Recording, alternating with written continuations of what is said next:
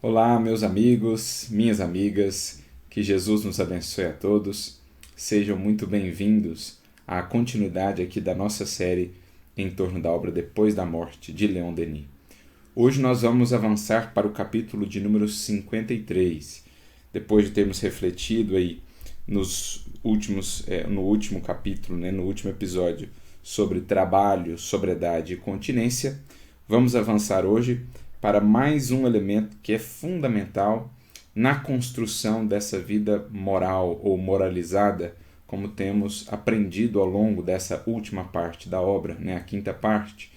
Então, o estudo é o título do nosso capítulo de hoje. E o estudo é talvez assim muito direta a compreensão da sua importância para a construção de uma vida melhor, porque é o estudo que vai nos nutrir com as ideias, com as compreensões em torno da lei divina, em torno de nós próprios, para que nos façamos melhores, conforme o que está previsto, proposto pela lei divina.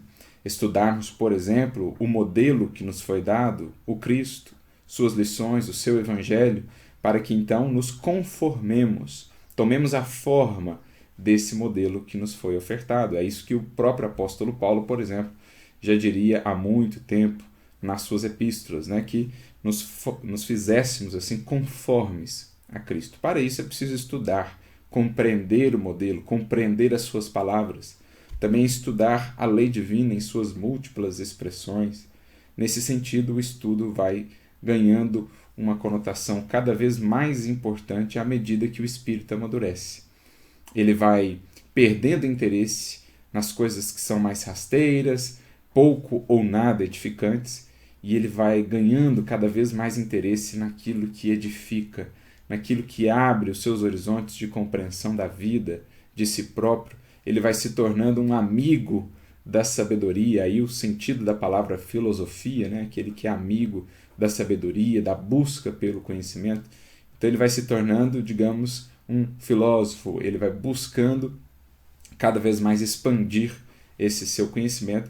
E como sabemos, esse conhecimento edificante, nobre, ele é libertador. O Cristo já cunhou essa frase, já nos legou essa orientação. E conhecereis a verdade, e a verdade vos fará livres. Então, toda vez que eu vou me aprofundando na apreensão da verdade, e aqui por verdade entendamos toda a lei divina em suas múltiplas expressões, essa lei divina que é una, que é coesa, digamos assim, que é universal, mas que pode ser analisada em seus vários aspectos. Toda vez que eu vou aprofundando meu conhecimento nisso, eu vou me encaminhando a processos de libertação, isto é, libertação das trevas, da ignorância, das paixões, dos vícios que decorrem disso e em direção, portanto, à virtude, à maior autonomia, à maior consciência de nossos atos e de nossos caminhos. Então, sobre isso que nós vamos falar hoje, o estudo realmente uma peça fundamental na construção do novo ser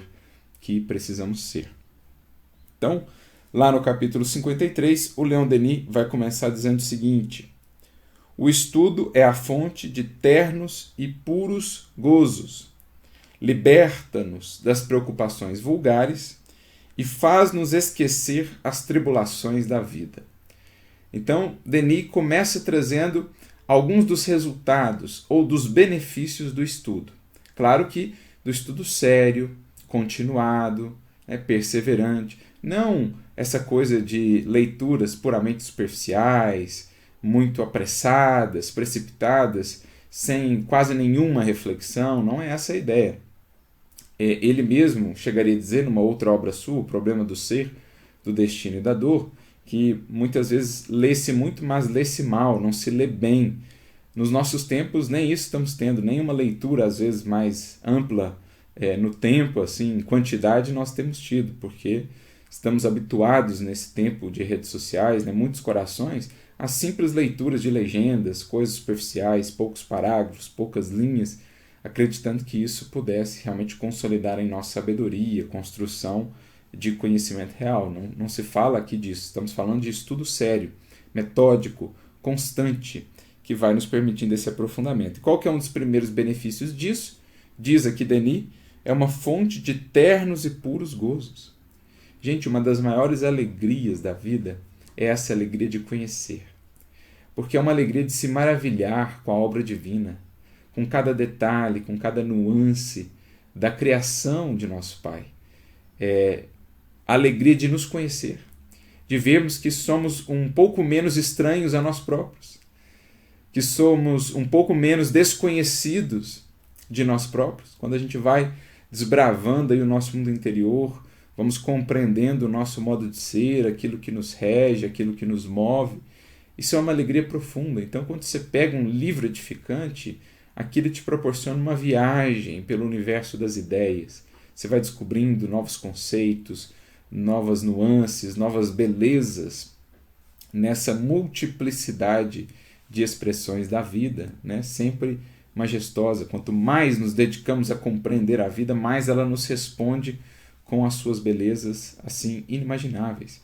Porque com a medida com que medirdes, sereis também medidos, disse-nos Jesus. Então, a medida do meu empenho no estudo será a medida da alegria, dos ternos e puros gozos que eu vou extrair desse estudo, como resultado disso.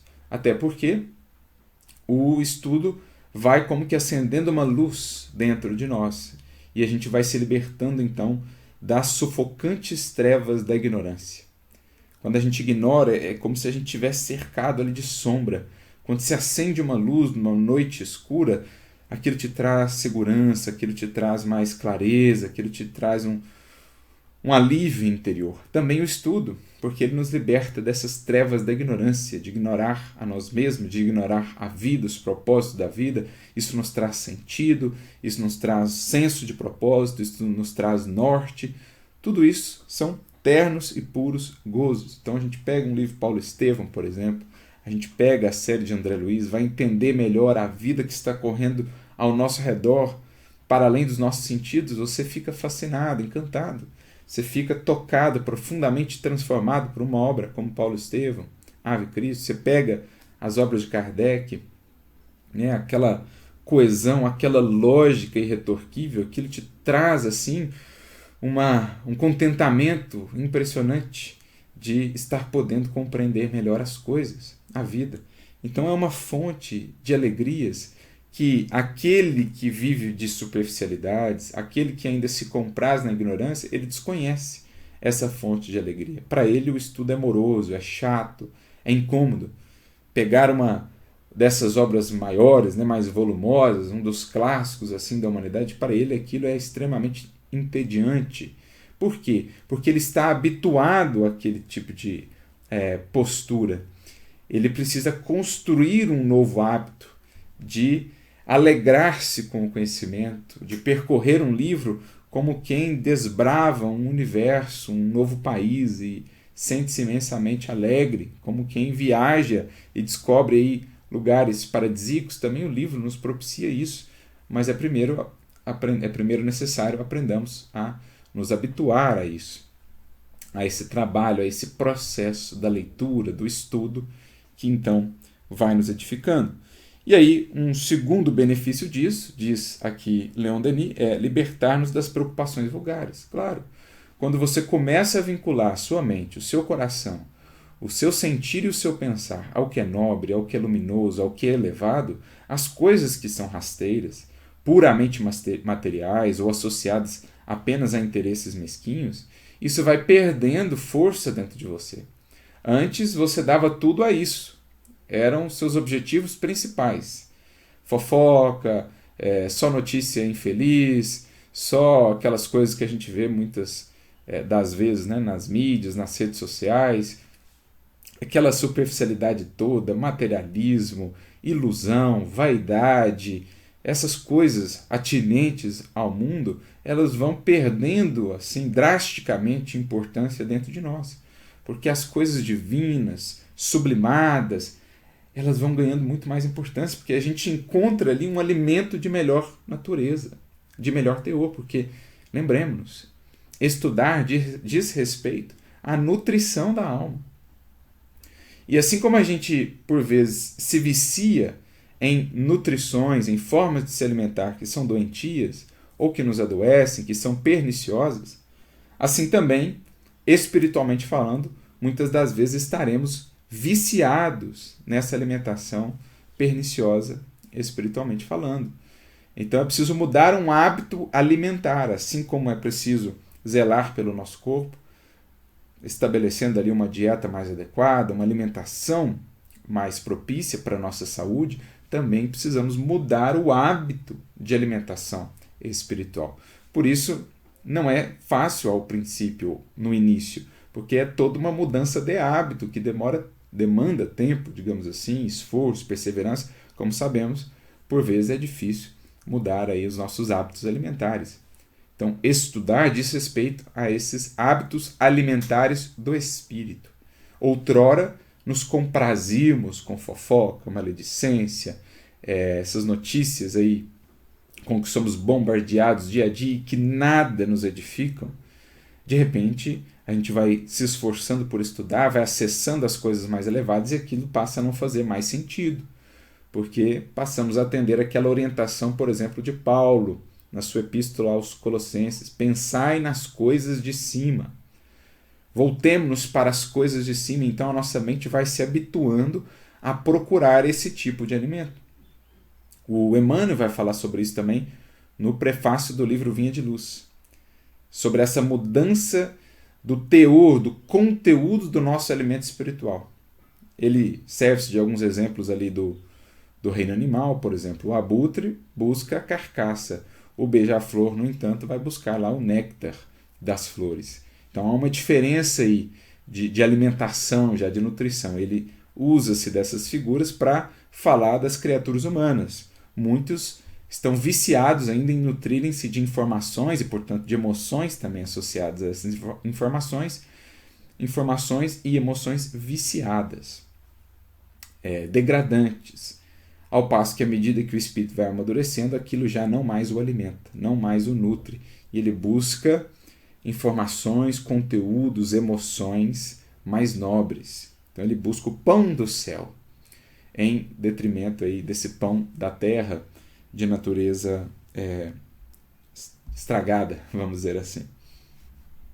Então isso vai nos libertando das preocupações vulgares, não que vá nos alienar em relação às demandas da vida, né? Temos coisas a fazer aqui nesse mundo, esse mundo apresenta certas necessidades, mas essas preocupações vulgares, elas vão perdendo força e vão ficando ali na justa medida, o que a gente precisa de ter em relação às coisas do mundo. Nada que exceda isso, que diga respeito à cobiça, ganância, fofoca, maledicência, superficialidades, exterioridades em excesso. Isso vai ficando ali contido, limitado à justa dimensão, para que a nossa alma, o recipiente da nossa alma, do nosso coração, esteja agora mais livre, mais aberto ao conteúdo valioso que realmente nos chega do alto, ao pão do céu, à água viva que o Senhor nos vai ofertando por meio do estudo das suas leis e da sua criação. E faz-nos esquecer as tribulações da vida. Ou seja, a nossa mente passa a operar em frequências, em faixas mais elevadas do pensamento. Nós não nos deixamos assim absorver, tomar, sufocar pelas tribulações, pelas dificuldades da vida. A gente passa por elas, reflete, busca caminhos de saída, de solução, mas operamos mentalmente, vibratoriamente, em faixas mais elevadas de esperança, de confiança, de inspiração, porque se descemos as faixas do desespero, só dessas preocupações vulgares, daqui a pouco as tribulações nos consomem. Vamos submergindo nesse mundo com as suas ondas, digamos assim, com as suas oscilações, que é, de certo modo, o que está figuradamente representado ali naquela passagem do Evangelho, quando Jesus convida a Pedro para que fosse até ele caminhando por sobre o mar, a água do mar. Pedro, a princípio, caminha, dá ali alguns passos, mas de repente ele dá tanta atenção às ondas, esquecendo-se da figura do Cristo, que ele então começa a se desesperar. E aí ele vai submergindo. Jesus vem então em seu auxílio. A imagem, a cena é muito simbólica, porque o Cristo de fato nos convida a caminhar a vida fora por sobre as águas ali representando as tribulações da vida, com as suas ondas, as suas oscilações. Cristo, por meio do Evangelho, da vivência do Evangelho, nos convida a caminhar sobre isso. Isto é, uma posição de mais equilíbrio, de mantermos uma sintonia mais elevada. E enquanto estamos de olhos fixos em Jesus, ou seja, focados em fazer isso, em realizar a vida e as coisas tendo como referência o Cristo, a gente vai caminhando sobre as águas. A partir do momento que a gente passa a dar maior importância às ondas, isto é, às tribulações, aí a gente começa a submergir. Aí essas ondas começam a se sobrepor a nós. Aí bate o desespero, aí a gente sai dessas faixas de esperança, de inspiração e mergulhamos ali na sombra de nós próprios, né? Nessas sombras das circunstâncias exteriores. Então aqui 3 benefícios práticos, diretos, decorrentes do estudo. Uma fonte de ternos e puros gozos, não os gozos falsificados do mundo, as sensações imediatistas que vêm e que passam muito rapidamente, deixando depois um amargor, uma sensação de vazio na alma. Pelo contrário, o estudo preenche, porque ele se grava, ele se fixa, é conteúdo novo, é riqueza acrescida ao espírito. Liberta-nos das preocupações vulgares e nos liga às questões mais elevadas e mais transcendentes. E também nos faz esquecer as tribulações da vida. Renova o nosso coração e a nossa mente, aliviando, removendo, digamos assim, aquela água contaminada que estava ali no vaso da alma. Quando a gente lança uma água nova, purificada, o vaso, o teor, o conteúdo do vaso vai sendo purificado. Então os nossos sentimentos, os nossos pensamentos vão se renovando e a gente vai saindo daquele estado de amargura, de desespero, de revolta e construindo aí uma ambiência interior mais adequada. Aí ele prossegue: o livro é um amigo sincero que nos dá bons augúrios nas horas felizes, bem como nas ocasiões críticas. Então, um livro é de fato um amigo com o qual nós precisamos aprender a dialogar, a conversar, porque, em verdade, o que é um livro? É a materialização ali na forma dos textos, das palavras, do pensamento de um outro espírito. Por trás de todo livro há um espírito ou vários espíritos. Então, quando eu interajo com o livro, no fundo eu estou interagindo com o espírito que escreveu aquele livro, que passa a ser, embora distante no tempo, no espaço, que passa a ser um amigo meu, que passa a me dar conselhos, eu passo a dialogar com ele. Nós nos recordamos aqui, né, de uma frase muito interessante de um grande escritor da língua portuguesa, chegou a ser denominado por Fernando Pessoa, outro grande escritor da língua portuguesa. Fernando Pessoa o denominou como sendo o imperador da língua portuguesa. Tal a majestade assim dos seus escritos, né, da sua capacidade argumentativa. Trata-se aqui de Padre Antônio Vieira. E ele dizia assim: o livro é um mudo que fala, um surdo que responde, um cego que guia e um morto que vive. Olha que fascinante definição. O livro é um mudo que fala, um surdo que responde, um cego que guia e um morto que vive, porque passa a viver em nós. Então, você vai lendo, você vai interagindo ali com o livro, quando a sua leitura tem de fato presença, quando você está conectado com aquilo, você vai ouvindo a voz daquele livro ecoar dentro de você. Você vai ouvindo, digamos, o verbo do Espírito ali por trás daquela obra a falar contigo. Da mesma forma, às vezes você projeta suas perguntas, suas indagações, suas angústias sobre o livro e o livro responde. Você abre numa página e aquilo vem e casa muito profundamente com a sua busca. Ou você passa de novo por um trecho, talvez até já lido outrora, mas de repente aquele trecho faz agora mais sentido, ele responde mais diretamente à sua busca e ao seu anseio. Também o livro vai abrindo horizontes, um cego que guia, porque ele acende luzes na consciência e essas luzes se projetam então no nosso modo de ver a vida. Onde outrora eu só via sombras, agora com a luz de mais consciência e discernimento que se acendeu em mim, eu passo a ver com mais clareza o caminho, o horizonte que me espera. E essa vida que o livro vai nos introjetando, porque vai nos renovando. Quanto mais conscientes, melhor podemos agir. Quanto melhor agirmos, mais sentimos a presença divina em nós, mais desenvolvemos os nossos potenciais, ou seja, mais a vida em nós vai se tornando abundante. Vamos ampliando essa vida em nós por meio do desenvolvimento aí de nossos potenciais. Então, ele é esse bom amigo, tanto nos fala nos bons momentos, nos felizes momentos, concitando-nos, por exemplo, ao equilíbrio, à sensatez, à ponderação, como também nos fala nos momentos mais difíceis, trazendo-nos esperança, estímulo, confiança para seguirmos adiante.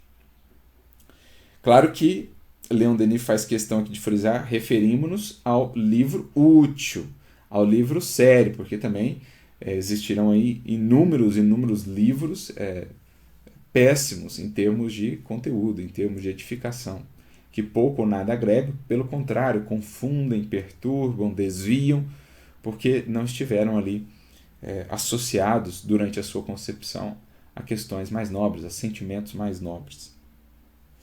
Um pouquinho mais adiante ele fala: ainda não nos compenetramos bem do verdadeiro caráter do bom livro. É como uma voz que nos fala através dos tempos, relatando-nos os trabalhos, as lutas, as descobertas daqueles que nos precederam no caminho da vida e que, em nosso proveito, aplanaram as dificuldades. Então, é muito interessante notarmos isso, porque o livro ele é uma espécie de sacerdote, de guardião nesse templo da sabedoria, né? Um guardião dos conhecimentos acumulados na história da humanidade. Então, o que foi feito outrora, as descobertas, as reflexões, os pensamentos, toda a contribuição dos grandes sábios da antiguidade chegou até nós porque em algum momento isso ficou registrado. Foi sendo passado, né, por tradição oral e tal, mas a partir do momento em que se desenvolve melhor essa tradição escrita, a possibilidade da escrita, isso foi sendo registrado. Então, a própria história do Cristo, o espírito mais luminoso que já passou por esta terra, o nosso modelo, o nosso guia, o nosso governador espiritual, chegou até nós por meio do Evangelho escrito, graças à intuição, à compreensão ali dos evangelistas, do próprio apóstolo Paulo, dos demais que fazem parte ali do Novo Testamento, que entenderam a importância de se registrar isso para a posteridade. A gente vê lá no livro Paulo Estevão a importância capital que Paulo dava a isso. Nesse sentido, ele era um visionário. Mas também, se a gente pensar no Antigo Testamento, na Bíblia hebraica, ali foram feitos também os registros. E em outras tantas tradições espirituais, por exemplo, Platão registrando o pensamento de Sócrates, depois Aristóteles e tantos outros espíritos. Isso tudo chegou até nós graças ao livro, que é, no transcurso do tempo, esse guardião da sabedoria. Outrora, tão mais difícil produzir os livros, era tão mais dificultoso esse processo, depois com o advento da imprensa e hoje com as redes, né, com a tecnologia, a internet, que nos permite essa difusão tão facilitada do conhecimento, mas o livro segue sendo esse grande guardião da sabedoria da humanidade, que vai permitindo essa conexão intergeracional e essa transmissão de todo o trabalho feito antes para as futuras gerações, que seremos nós mesmos em outros corpos amanhã, e assim o processo vai se dando, nutrindo, alimentando, retroalimentando o progresso dos espíritos e das humanidades. Então ele tem aí um papel absolutamente fundamental no progresso da humanidade, né? O livro em suas múltiplas expressões. Isso nos faz recordar uma definição do próprio Emmanuel, que está lá no livro Pensamento e Vida, no capítulo de número 4, o Emmanuel vai falar sobre a instrução. E ali, mais para o final do capítulo, ele se dedica a descrever o livro, a sua função, o que de fato ele é. Então ele vai dizer assim, o livro representa um vigoroso imã de força atrativa, plasmando as emoções e concepções de que nascem os grandes movimentos da humanidade, em todos os setores da religião e da ciência, da opinião e da técnica, do pensamento e do trabalho. Então olha que definição magnífica. O livro ele é um vigoroso imã de força atrativa, Então, as ideias que estão ali contidas num livro, elas atraem as mentes que estão trabalhando em torno dessas ideias. Por exemplo, um livro de engenharia que vem lá do século passado, ele atraiu outros engenheiros que, trabalhando agora num novo tempo, tiraram o melhor daquele livro, se inspiraram no que já foi feito para aperfeiçoarem os processos, as técnicas, o ferramental e assim por diante. Um livro no âmbito da educação, ele atrai muitas mentes que gravitam em torno daquelas ideias para que elas possam extrair o melhor do que já foi feito e dali pensar o futuro, aperfeiçoar, aprimorar os processos e as técnicas. Assim, em cada área do conhecimento, como ele disse aqui, da religião à ciência, da opinião ou da técnica, do pensamento e do trabalho. Então ele é esse vigoroso imã de força atrativa que plasma concepções e emoções naqueles que os leem. Então aquele que vai lá buscar, ele vai receber aquele influxo de ideias, gerando nele, alimentando nele aquelas emoções, aqueles pensamentos dentro da seara em que ele quer trabalhar. E ele vai trazer a sua contribuição própria, talvez vai escrever os seus livros, que vão pegar o melhor dos que vieram antes, passar às futuras gerações, e assim o processo vai continuando. Aí prossegue o Emmanuel. Por esse dínamo de energia criadora, encontramos os mais adiantados serviços de telementação. Porquanto a imensas distâncias no espaço e no tempo, incorporamos as ideias dos espíritos superiores que passaram por nós há séculos. Aqui é, para mim, a frase mais importante desse capítulo. O livro é um dínamo de energia criadora.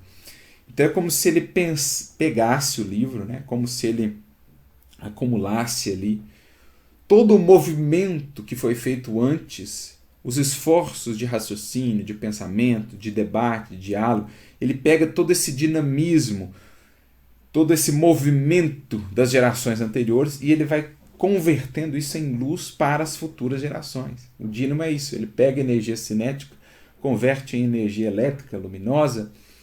Então, assim o livro, ele pega todo esse movimento, todos esses séculos de esforços do pretérito e transforma isso em luz a guiar o futuro, as gerações atuais para o futuro, que por sua vez vão incorporar mais elementos nesse movimento do progresso, fazendo os livros para o porvir também, aprimorando o que já se tem até aqui. Então, mais do que isso, o livro ele realiza adiantados serviços de telementação. O que Emmanuel quer dizer com isso? Tele é um prefixo grego, significa a distância. Então, por exemplo, televisão, visão à distância. Aqui é telementação. O que ele quer dizer? Ora, mentação à distância. Traduzindo de maneira mais prática, conexão à distância entre mentes. E não só a distância física, mas também no espaço. Então, adiantados serviços de telementação a imensas distâncias no espaço e no tempo. Por quê? Quando eu vou ler Platão, eu estou ali acessando a uma imensa distância no espaço e no tempo o pensamento de Platão, o pensamento de Sócrates. Sócrates e Platão podem estar aí, como muito certamente estarão, em outros orbes, em outros rincões do universo, bem distantes espiritualmente de nós, também no tempo, quando aqui estiverem encarnados, mas as suas ideias permanecem vivas nesse mundo. E eu consigo me conectar a elas, e mais do que isso, quando me conecto a elas por meio dos livros, eu acabo me conectando aos seus próprios espíritos, onde estiverem, que por suas irradiações nos estimularão, nos inspirarão a seguirmos nessa senda de aprendizado, de progresso, de desenvolvimento. Da mesma forma, quando eu acesso o Evangelho do Cristo, eu estou me conectando à mente do Cristo, onde ele estiver agora. Eu estou me conectando ao seu coração, assim como dos seus colaboradores que fizeram parte ali da epopeia do Evangelho. Então é fantástico podermos compreender o livro a partir dessa perspectiva. Os serviços de telementação. Então, se eu quiser me conectar ao Cristo, vamos estudar o Evangelho. Por isso Jesus chegou a dizer a Pedro, Pedro, lembra-te, quando quiseres conversar comigo, lembra-te que o meu Evangelho tem a minha palavra. Ou seja, vá ao Evangelho, porque no fundo você estará conversando comigo próprio, diretamente, por esses serviços de telementação que o livro realiza.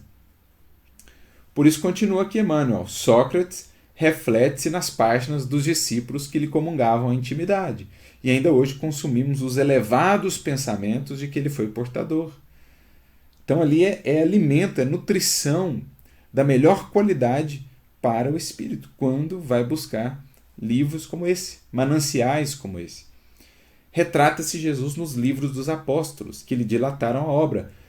E temos no Evangelho um espelho cristalino, em que o Mestre se reproduz por divina reflexão, orientando a conduta humana para a construção do reino de Deus entre as criaturas.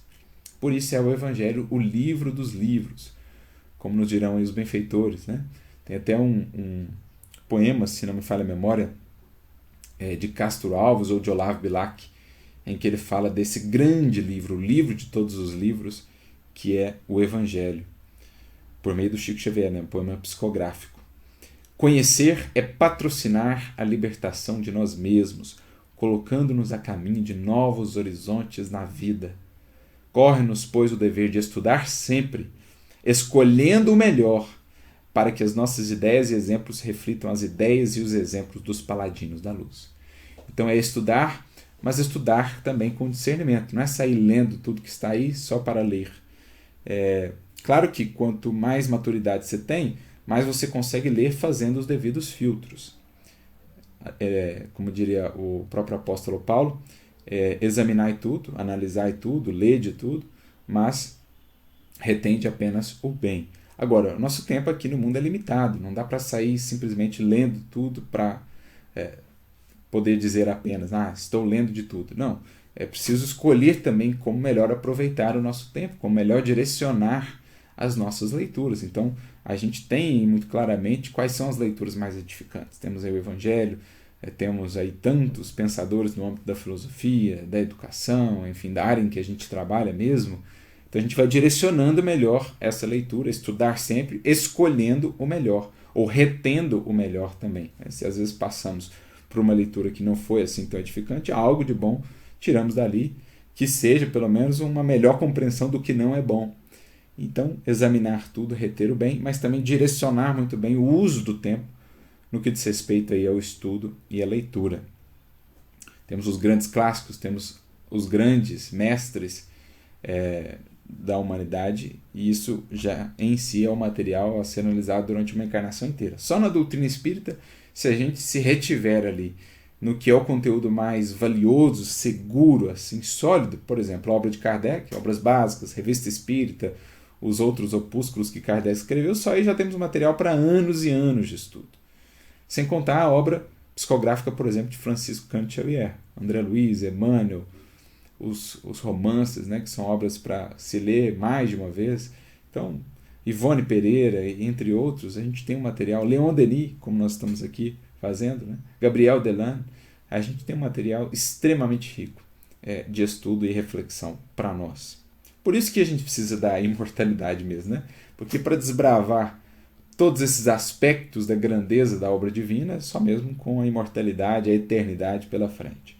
Então, é dever do espírito maduro, minimamente desperto, é dever estudar sempre. Uma das maiores caridades que fazemos por nós é essa caridade de conhecermos. Tem lá o prefácio do livro Estude e Viva, que é uma parceria entre Emmanuel e André Luiz, e ali eles frisam bem isso. Olha, um dos maiores investimentos de alto amor, de caridade para conosco mesmos é investir na nossa libertação por meio do estudo. É preciso estudar, é um dever estudar. Porque o estudo ele abre horizontes. E esses horizontes novos, mais amplos que ele nos abre, é que nos impelem então agora a uma caminhada ainda mais resoluta no sentido do progresso. Quando os meus horizontes são estreitos, eu não me sinto impelido a caminhar, porque eu não vejo muitos horizontes. Agora, quando eu abro, arejo a mente e amplio esses horizontes, então surge em mim um estímulo maior para caminhar, para progredir, porque eu quero buscar esses horizontes que eu estou agora vislumbrando. Então, muito interessante essa definição e abordagem aqui do Emmanuel em torno do que seja um livro, lá no livro Pensamento e Vida, capítulo de número 4. Voltando aqui a Leon Denis, no segundo parágrafo desse capítulo ele vai dizer: Não será grande felicidade o podermos, neste mundo, comunicar pelo pensamento com os espíritos eminentes de todos os séculos, de todos os países? Não é isso que o livro nos permite? Eu estou conversando lá com Sócrates, eu estou conversando com o Cristo, eu estou conversando com Santo Agostinho, eu estou conversando com tantos outros pensadores que poderíamos aqui enumerar, René Descartes, enfim, tantos e tantos eminentes pensadores de tantas culturas, de tantos tempos, nós podemos acessar por meio do livro. Eles puseram no livro a melhor parte da sua inteligência e do seu coração. Conduzem-nos pela mão através dos dédalos, isto é, dos labirintos da história. Guiam-nos para as altas regiões da ciência, das artes, da literatura. Por isso o livro é um guia, um cego que nos guia, porque nos toma pelas mãos. É como se esses espíritos ali estivessem nos tomando pelas mãos e nos conduzindo por caminhos por eles já percorridos. Eles sabem, olha, esse caminho vai dar no abismo, esta outra senda vai dar num pântano, agora siga por essa e você vai encontrar a saída. É o que o Cristo nos diz no Evangelho. É ali a síntese do caminho por ele percorrido. Ele nos diz, olha, toma aqui a bússola, toma aqui o mapa, siga por esse roteiro e você vai evitar muitas e desnecessárias curvas na sua jornada, quedas em abismos, atolamentos aí em pântanos. Siga por aqui. Ao contato dessas obras que constituem o mais precioso dos bens da humanidade, compulsando esses arquivos sagrados, sentimos-nos engrandecer. Porque ali temos realmente os bens mais preciosos da humanidade. Porque não são bens materiais. O livro não trata de uma questão material, não é um bem material. O livro, ele arquiva, ele registra o pensamento. É uma maneira que a gente ainda precisa aqui na matéria, uma maneira, digamos, material de registrar o pensamento. Mas o pensamento é eterno, é imperecível. Por isso é tão valioso, né?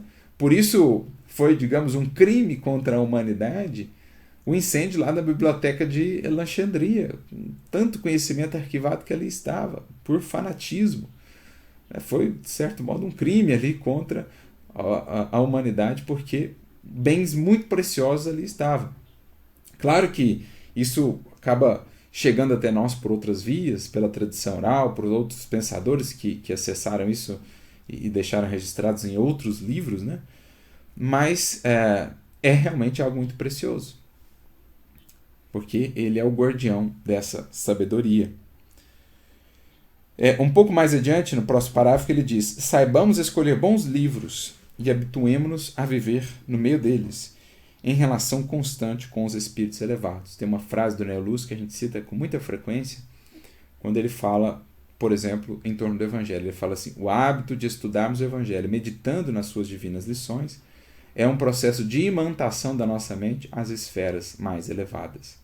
Então, quando eu crio o hábito de conviver com o Evangelho, dia a dia, com aquelas ideias, com aqueles pensamentos, com aqueles ideais, eu estou, no fundo, imantando a minha mente a essas esferas superiores e, portanto, ao contato, à comunhão, ao diálogo mental com espíritos sublimados. Então, quando eu crio esse hábito de conviver com os bons livros, no fundo eu estou imantando a minha mente a essas esferas mais elevadas, eu estou mantendo uma relação cada vez mais estreita e profunda com o pensamento dos espíritos mais elevados. Isso tem tantos benefícios para nós aqui nesse mundo, né? Desde uma maior capacidade de concentração, de colher a inspiração em momentos difíceis, até mesmo as muitas possibilidades criativas que se ampliam em nós quando cultivamos esse laço mais estreito com as grandes mentes, de encarnados ou mesmo de desencarnados.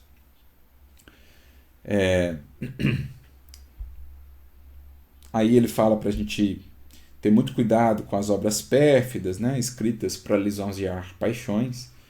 Então existirão muitos livros que serão a projeção do pior ali da criatura e que vão induzir as paixões, a revolta, ao materialismo, ao niilismo e tudo mais.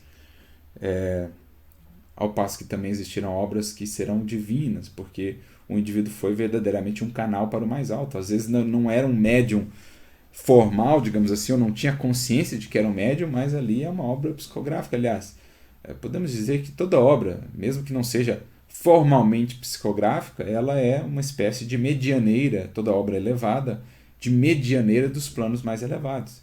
Recordo-me aqui da frase de Guimarães Rosa, quando ele dizia, né? Às vezes, quase sempre, um livro é maior que a gente. Porque por mais que o escritor não seja um médium naquela definição mais estrita de Kardec, um psicógrafo e tal, ele tem ali uma mediunidade inspirada. Quando ele busca realmente o bem da humanidade e tal, o livro é maior do que ele, maior do que as suas ideias apenas, porque reflete, retrata ideias daqueles espíritos benfeitores que o inspiravam. Então a gente tem que ter cuidado com essas obras. Nos lembramos também daquele caso, né, da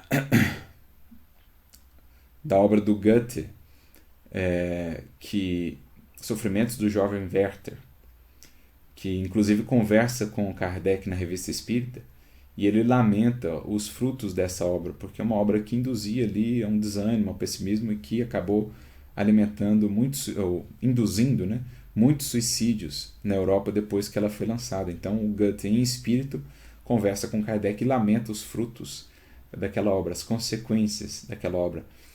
Algo similar faria depois o Leon Tolstói em torno da sua obra Ana Karenina, também por conta dessa questão dos suicídios e tal.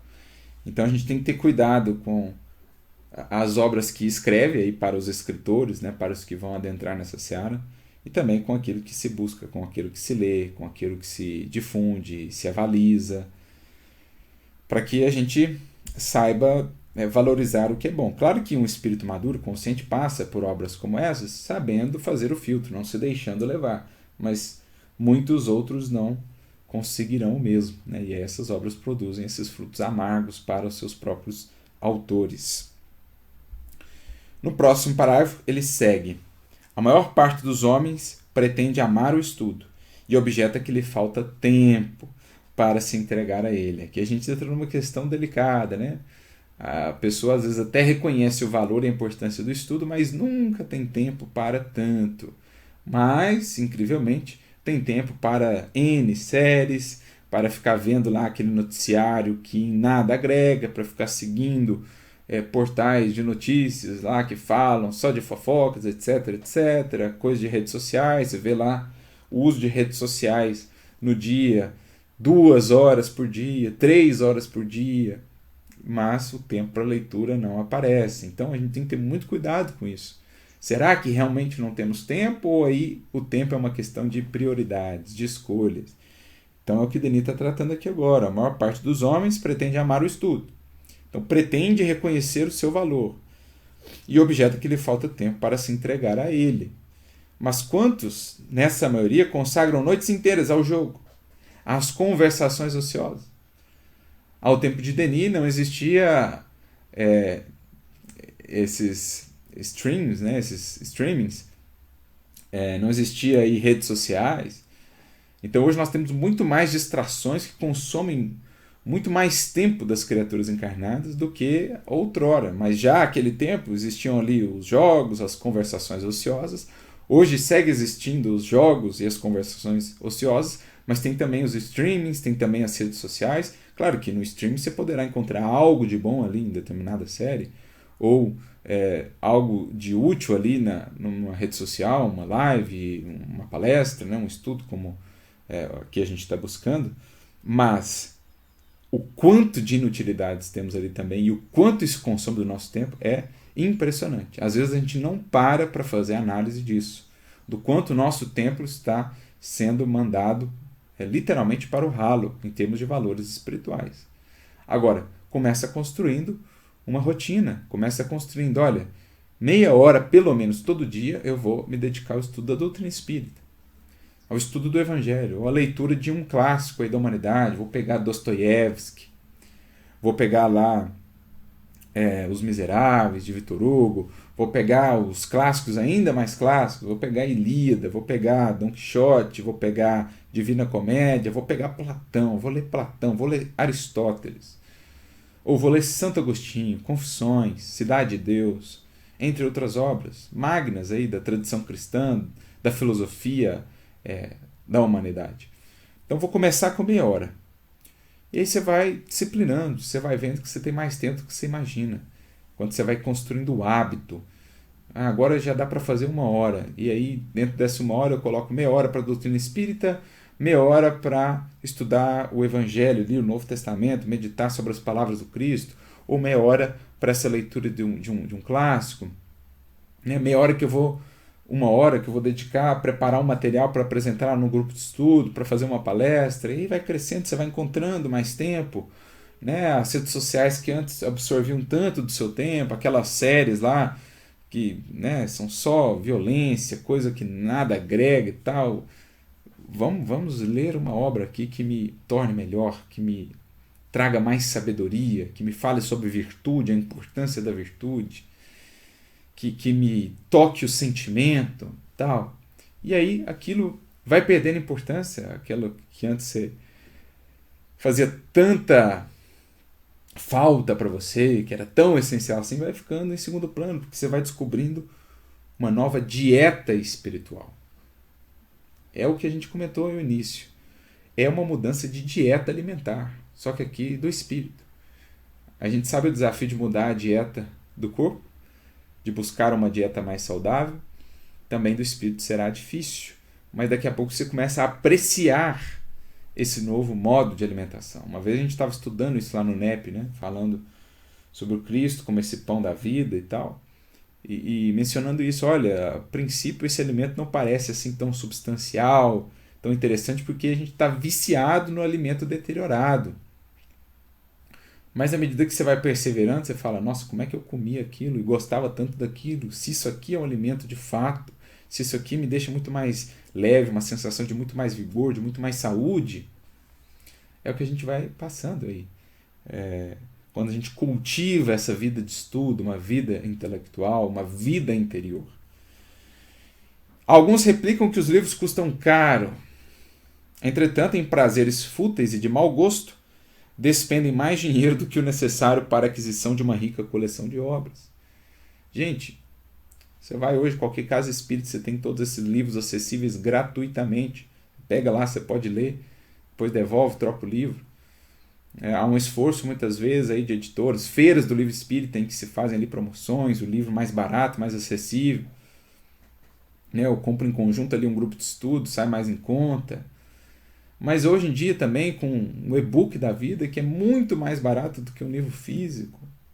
Você consegue assim essas obras magnas da história da humanidade, mesmo da doutrina espírita, a preços absolutamente módicos. Então às vezes se reclama disso, mas gasta-se lá uma grana com assinatura disso, daquilo outro, de materiais e conteúdos que não nos agregam. Com um lazer excessivo, fora da medida e que poderia ser melhor direcionado para coisas que digam respeito ao espírito que somos. Com vaidades, com excessos, por exemplo, que dizem respeito a roupas, vestimentas, alimentação, que poderia ser melhor direcionado às questões mais imperecíveis. Além disso, o estudo da natureza, o mais eficaz, o mais confortável de todos, nada custa.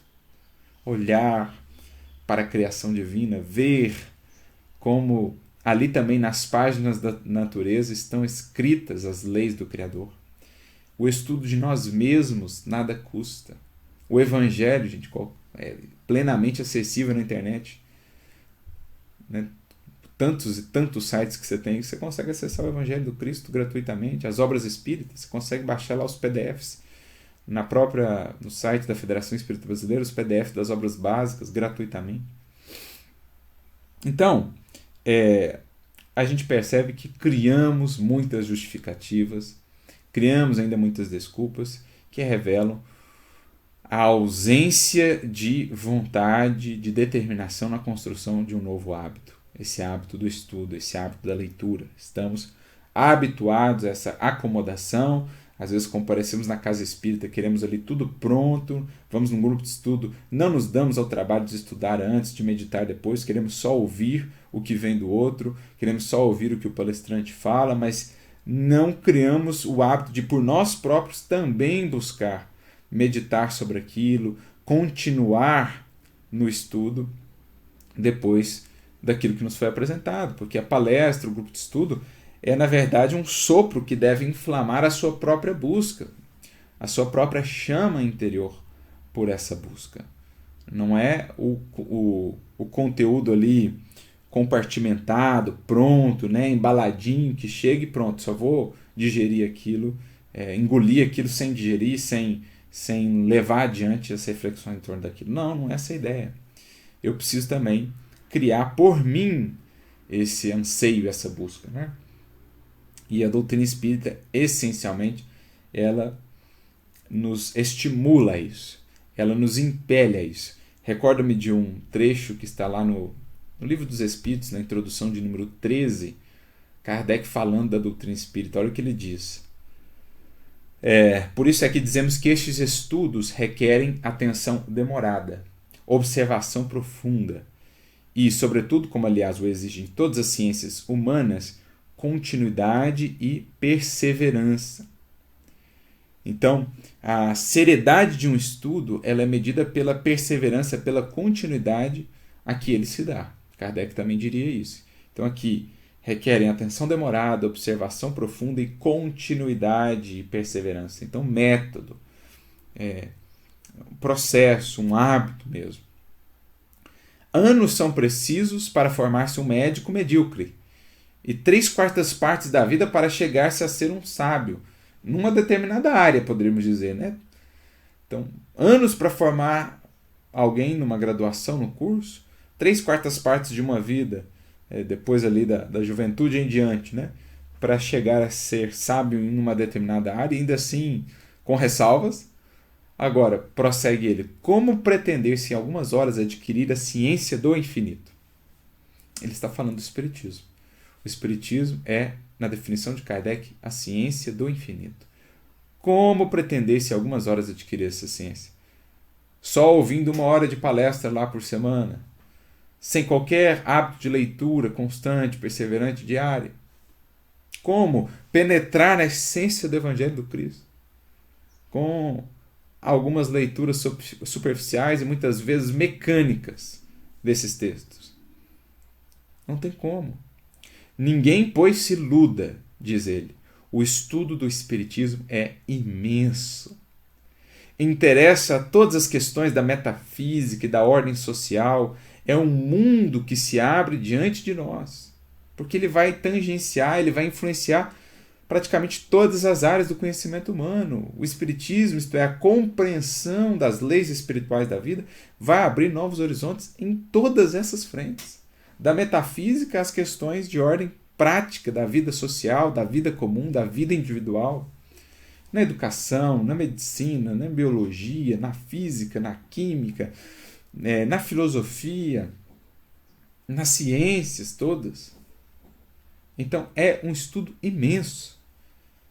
Isso me faz lembrar aquela definição que eu vi certa feita do Raul Teixeira, que o seu benfeitor, o Camilo, lhe trouxe, né? Dizendo, olha, o Espiritismo é o oceano aí, é o mar. Por hora nós estamos caminhando ali na praia ainda, recebendo as primeiras ondas ali na areia do mar. Mas o Espiritismo é esse mar enorme que temos pela frente. E nós estamos ainda à margem ali, caminhando, aprofundando inicialmente. Então, Kardec termina dizendo, será de admirar que o efetuá-lo demande tempo? Muito tempo mesmo? É claro. Por isso, a importância de criar esse hábito e essa rotina de estudos. Voltando aqui a Leon Denis, ele diz assim, né, no parágrafo seguinte, mais ou menos no meio, como uma mãe, a natureza então nos acolherá. Ele está falando desse estudo da natureza. Sorrirá para nós, acalentar-nos-á em seu seio, irá falar-nos em linguagem simples e terna, na qual a verdade está despida de atavios e de fórmulas. Porém, essa linguagem pacífica, poucos sabem escutá-la e compreender. O homem leva consigo, mesmo no fundo das solidões, essas paixões, essas agitações internas, cujos ruídos abafam o ensino íntimo da natureza. Para discernir a revelação imanente no seio das coisas, é necessário impor silêncio às quimeras do mundo, a essas opiniões turbulentas que perturbam a paz dentro e ao redor de nós. Então, para que eu consiga estudar, de fato, de maneira profunda, eu preciso criar uma ambiência interna propícia. Seja no estudo da natureza, seja no estudo de um livro, eu preciso aprender a silenciar, a governar as minhas paixões, a cessar os ruídos das paixões, das distrações do mundo. E aí a gente vê o desafio no mundo moderno, tão imerso, né, nessas tantas informações, nessas tantas notificações, rede social, smartphone, é tudo tão rápido, é tudo tão veloz, é tudo tão superficial, e a criatura não consegue cessar isso para concentrar-se ali 1 hora numa leitura mais profunda. Ela está todo tempo abrindo o celular, ela está todo tempo distraída, porque características do mundo moderno. Ruídos internos a refletir em ruídos externos.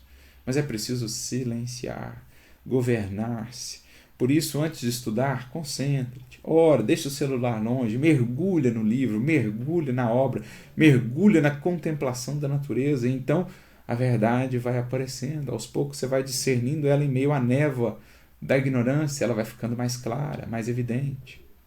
É isso que Denis está descrevendo.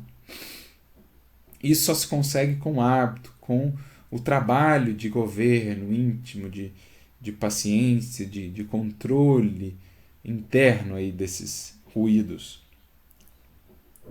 Ele diz à frente, no próximo parágrafo, o estudo da natureza eleva e fortifica o pensamento. Mas que dizer das perspectivas celestes? Então, se o estudo da natureza material, das coisas que nos cercam aqui no mundo, já nos eleva, já nos fortifica, que dizer então o mergulhar nas coisas celestes? Mas as criaturas humanas, absortas nas coisas do mundo, têm dificuldade primeiro de ver a beleza, a verdade que está ali ao redor de si mesmas. É mais acessível, que dirá as coisas celestes, das quais, por exemplo, a doutrina espírita vai tratar. Lembramos-nos da fala de Jesus a Nicodemos, né? Se eu vos tenho falado das coisas terrestres e não me credes, né? Que então pensariam se eu vos falasse das coisas celestiais? Ou seja, se eu estou falando das coisas mais elementares aqui, mais próximas de vocês, e não me crestes, como me crereis se eu vos falar ainda das coisas celestiais? Então, é uma escada. Eu preciso começar com as coisas mais básicas, mais elementares. Eu preciso começar primeiro com a capacidade de refletir, de ler de maneira mais profunda, para que então eu possa avançar para compreensões, pensamentos, reflexões de natureza mais profunda. E aí ele prossegue. No parágrafo seguinte, mais ou menos na metade ali, a gente destacou, né? Ele diz assim: uma misteriosa influência envolve-nos, um sentimento profundamente religioso invade-nos. Como as vãs preocupações sossegam nessa hora, quando realmente você mergulha, você se conecta a um estudo, a uma leitura, você está ali presente, inteiro naquilo. Como que cessam essas vozes, essas distrações? Como a sensação do desconhecido nos penetra, subjuga-nos e faz-nos dobrar os joelhos, que muda a adoração se nos eleva então do ser. Você vai sendo tomado por um sentimento, por uma percepção de reverência ante a sabedoria da criação divina, ante a beleza, a perfeição da obra de Deus. Quando você vai, de fato, acessando a verdade, se conectando a ela por meio do estudo sério, por meio desse estudo profundo. Aí ele fala também dos mundos, né? O estudo dos mundos, das coisas cósmicas, para além simplesmente da Terra, quando o espírito vai, digamos, despertando para a sua cidadania cósmica universal, vai tomando posse dessa sua herança, para além dessa Terra, vai voltando-se para as estrelas. o quanto ele não vai sendo tomado de uma reverência por essa contemplação, por esse encantamento que o universo vai introjetando em seu coração e em sua mente. Como vão se tornando pequenas as preocupações e mesquinharias do mundo quando temos por pano de fundo toda essa grandeza incomensurável que nos espera. E aí, chegamos ao último parágrafo, quando então ele nos fala, na segunda frase, esses mundos são a nossa herança. Somos destinados a percorrê-los, a habitá-los. Visitaremos esses arquipélagos estelares e penetraremos os seus mistérios. Então, olhar para as estrelas, sentir-se encantado aí por essas constelações, por essa magnificência do céu noturno, isso impele-nos ao progredir, isso cria no espírito um anseio, uma ânsia. Eu quero avançar, eu quero me libertar das algemas que ainda me prendem ao mundo ainda tão inferior como o nosso, para que eu possa aos poucos planar para esses planetas, para esses orbes sublimados, para essas estrelas divinas, celestes que nos esperam aí em outros recantos do universo. Então, o ser ele vai sendo tomado por isso, por esse anseio de progredir. Por isso, Maria orientou Eurípides Barçanufo que, além do Evangelho, também estabelecesse ele aulas de astronomia para os seus alunos lá no Colégio Allan Kardec. Nenhum obstáculo jamais deterá o nosso curso, os nossos impulsos e progressos, se soubermos conformar nossa vontade às leis divinas. Essa é a principal finalidade, do estudo. E conquistar pelos nossos atos a plenitude da vida. Vida mais abundante, com os celestes gozos que lhe são inerentes. Então, eis a finalidade do estudo. Compreender a Deus, compreender a verdade, para que, conformando a nossa vida à verdade, à lei divina, possamos desenvolvê-la ao máximo, torná-la cada vez mais abundante nessa plenitude de vida e de gozos celestes que lhe são inerentes. Eis a magistral abordagem do nosso querido Leon Denis em torno desse elemento que é tão fundamental para o nosso progresso e para a construção de uma vida melhor, o estudo. Estudemos, pois, entendendo que esse é um dever e o maior investimento de amor por nós mesmos que possamos fazer, libertando-nos da ignorância em direção às luzes da verdade, do bem e do amor. Ficamos por aqui, então, em mais um capítulo concluído, agradecendo a vocês pela participação, pela presença e os esperando, então, para o nosso próximo capítulo, de número 54, intitulado A Educação. Digamos que um corolário, um resultado também desse processo de estudo. Grande abraço para todos e até lá!